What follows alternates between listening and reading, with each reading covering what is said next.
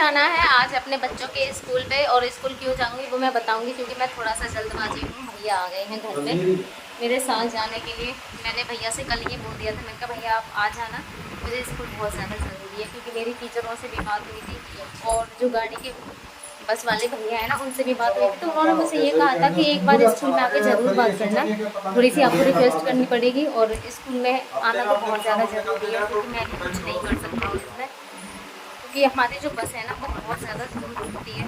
और मैं आज का बताऊँगी, फिलहाल मैं जल्दी से भी नहाई धोई नहीं, मैंने अपने रेस्टोरेंट का ही काम ख़त्म किया है।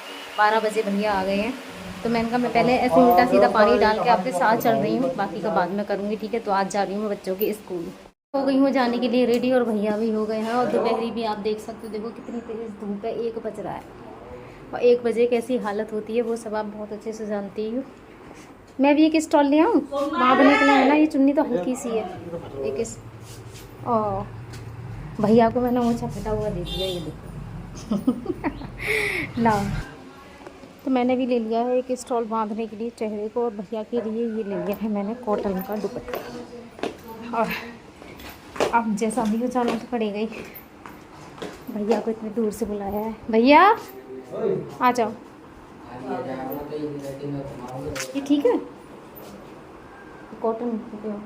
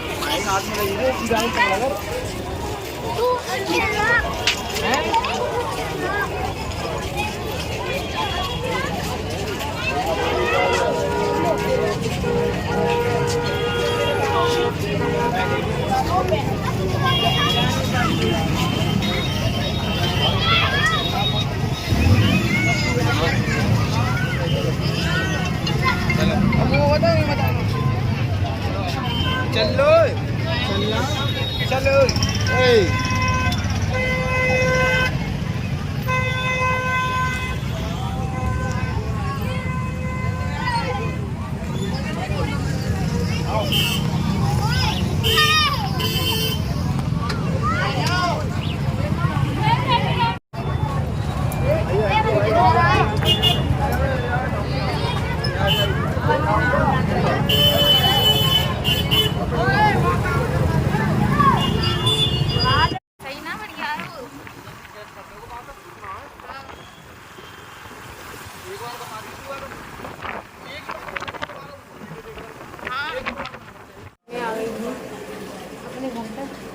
अंदर देखो क्या हो रहा है, लाइट बंद करें, सब सो रहे हैं, सब सो रहे हैं, लाइट बंद करके मैं आ गई मम्मी।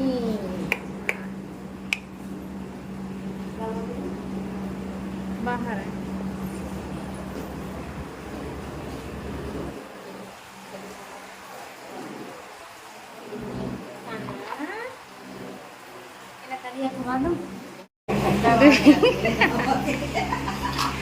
ये फंस गई, ये फंसती जरूर है, इसने तेज हंस लिए हैं और कुछ भी करें तो ये फंसती है फिर। हाँ बहुत बड़ा है ये,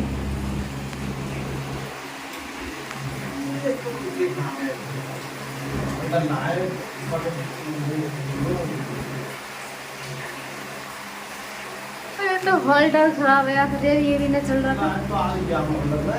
आ रही है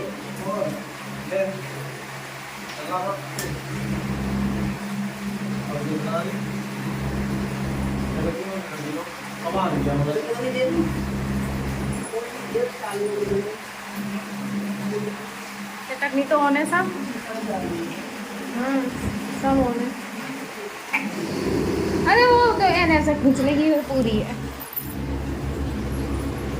ने मशीन चला दी मम्मी ने। हाँ नजर जुगनू भैया ने पही है। हाँ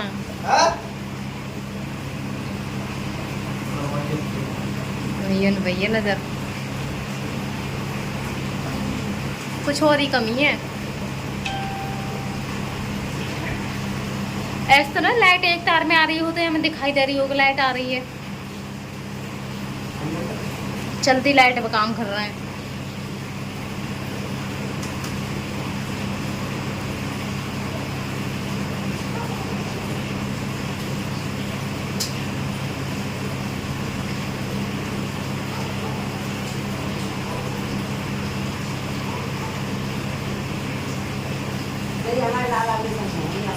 तुम्हें लाला को सही मोह लगी हुई रोए बिल्कुल शिवम को। अब मत देखो, अम्मा से बात कर लो, अम्मा से वो इतनी दूर से आई हैं। हाँ अम्मा से बात करो।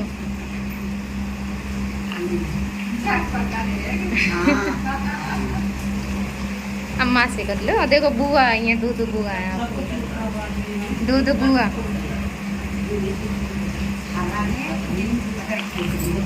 आ जाओ इस तरफ। तकिया निकाल दूं, तकिया निकाल दूं।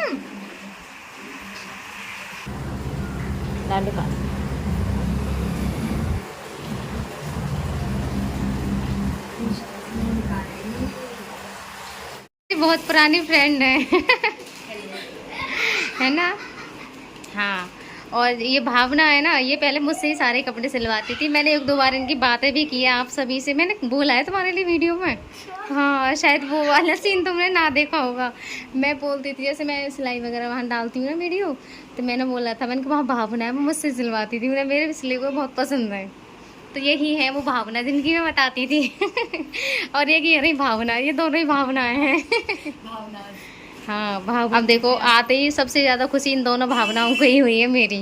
और अगले दिन ही आ गए हम, अगले दिन। हाँ देखो कपड़े ही लेके आई हैं। ये कह रही है भाभी किसी के सिलो या मत सिलो लेकिन मेरे सिल देना। और देखो कितना प्यारा सूट है, कहाँ गया वो, मैं आप सभी के लिए दिखाती हूँ।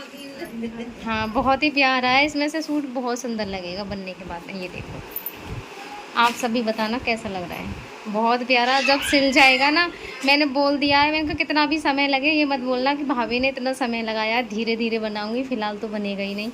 जब भी बन जाएगा टाइम लगेगा तो बनाऊँ, दिखाऊंगी आप सबके लिए भी।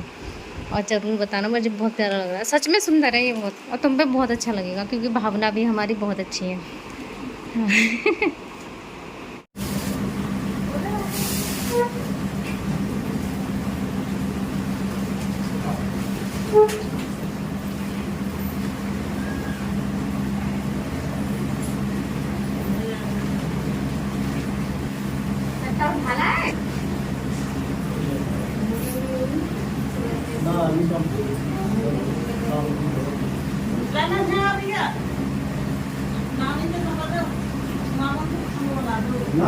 दिमाग है ना इतना बढ़िया हो गया है कि अभी ये सिलेंडर खाली हो गया था तो मैंने इसको निकाला, और निकालने के बाद में ये भरा हुआ सिलेंडर अभी नीचे से मैंने मंगवाया था एक भैया से, तो वो इसे रख गए। तो इसमें ना बहुत ज़्यादा धूल सी हो रही थी खाली वाले पे, तो मैंने इसको धोया है पहले, और धोने के बाद में दोबारा से मैंने खाली ही सिलेंडर लगा दिया। ऐसा मेरा दिमाग है। अब इसे निकालूंगी जब दोबारा से भरा हुआ सिलेंडर लगाऊंगी। अब उसे धो लूँ, इसे धोया था मैंने, तो ये है मेरा काम।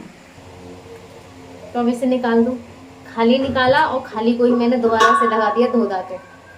तो भरा हुआ लगाऊंगी। ले मम्मी है?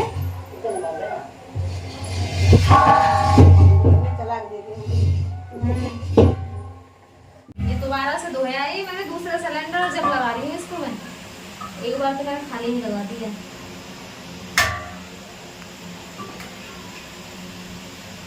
सही है, चेक कर लो बेटा नीचे।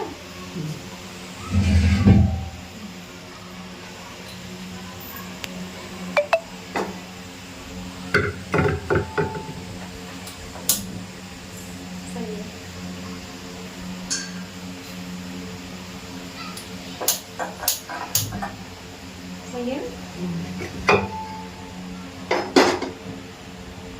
चल रहा है ना, कर लेंगे। ये थोड़ी ये दीदी साफ बच्चों के स्कूल पे गई थी और ट्रांसपोर्ट तो चेंज कराना है, मैंने आप सबके लिए पहले भी बताया था। तो उसमें एक दिक्कत हो रही है। यहाँ पे गाड़ी आती तो है, अब 2 स्कूल है ना यहाँ के, एक पीपीएस है, एक आईपीएस है, उसकी 2 ब्रांच है, मतलब स्कूल एक ही है लेकिन ब्रांच उसकी 2 हैं।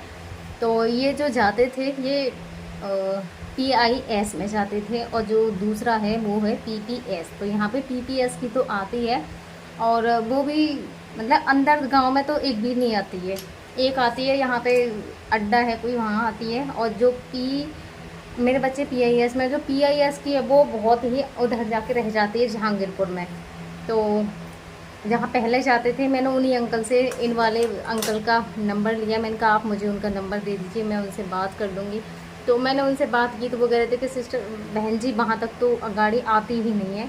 लेकिन जब मैंने उन्हें अपनी समस्या बताई तो उन्होंने बोला कि चलो मैं थोड़ा सा इतना हेल्प तो कर ही सकता हूँ कि जो सड़क है तुम्हारे यहाँ से सीरियल मोड़ता है, सीरियल के लिए मोड़ है, वहाँ पे मैं आ जाऊँगा। बम्बा वाला उन्होंने पुल बोला था कि वहाँ तक मैं गाड़ी ले आऊँगा अपना, ज़्यादा 10-15 मिनट का फ़र्क पड़ेगा। लेकिन बहन जी ज़्यादा दिन के लिए मैं इतनी हेल्प नहीं कर सकता हूँ, क्योंकि हम भी भाई स्कूल की परमिशन होती है, बिना परमिशन के वो कुछ नहीं कर सकते। उन्होंने बोला कि आप एक बार स्कूल में जाइए, वहाँ पे रिक्वेस्ट करिए और अपनी प्रॉब्लम ज़रूर रखना उनके सामने, तो शायद वो फिर आपको इतनी हेल्प कर देंगे। क्योंकि जो पीपीएस स्कूल है उसमें तो यहाँ से 5 बच्चे जाते हैं इसी गांव से, पीपीएस में जाते हैं, और मेरे बच्चे जाते हैं पीआईएस में। तो पीआईएस में तो सिर्फ मेरे ही बच्चे हैं और कोई नहीं है।